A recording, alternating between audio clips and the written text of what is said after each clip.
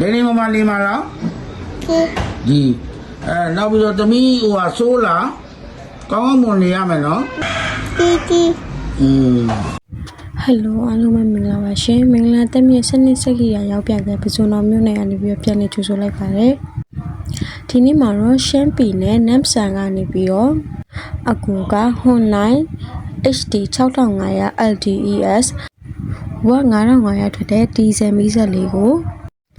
ဆိုင်အစ်လေးဖွင့်တဲ့နေရာမှာအသုံးပြုဖို့အတွက်ဆိုပြီးတော့ယုံကြည်စိတ်ချစွာနဲ့မှာယူအပ်ပေးသွားပြီဖြစ်ပါတယ်ရှင်အခုလိုမျိုးယုံကြည်စိတ်ချစွာနဲ့မင်္ဂလာတက်မြင့်မှာမှာယူအပ်ပေးသွားတဲ့အတွက်လည်းအထူးပဲကျေးဇူးတင်ရှိပါတယ်ရှင်ဆိုင်အစ်လေးမှာလည်းအောင်မြင်မှုတွေဒီရေအလားတိုးတက်ပါစေလို့ဆုတောင်းပေးလိုက်ပါတယ်ရှင်ဆက်လေးကိုစမ်းမှုအနေနဲ့ပထမဦးစွာအင်ဂျင်ဝိုင်းဒီဇယ်ထည့်ပြီးတော့ဘက်ထရီကြိုးလေးတက်ပြီးတော့စမ်းနှုတ်ပြပေးလိုက်ပါတယ်ရှင်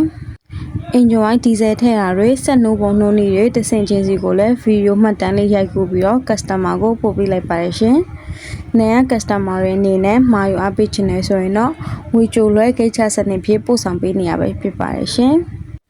ဆိုင်မလာရောက်ပြီးတော့မှဝယ်ယူပေးချင်တယ်ဆိုရင်တော့ဆိုင်အမှတ်52 58 54လဲအလဲဘလောက်ပစွန်တော်မြို့နယ်မှာလာရောက်ဝယ်ယူပေးနိုင်ပါတယ်ရှင်။အသေးစိတ်ကိုတော့ဖုန်းနံပါတ်3995888811နဲ့3995122669လေးတို့ကိုဆက်သွယ်မေးမြန်းပြီးတော့ဆောင်ရွက်နိုင်ပါတယ်ရှင်။ဗီဒီယိုလေးကိုအဆုံးထိကြည့်ရှုပြီးလို့ကျေးဇူးများတင်ပါတယ်ရှင်။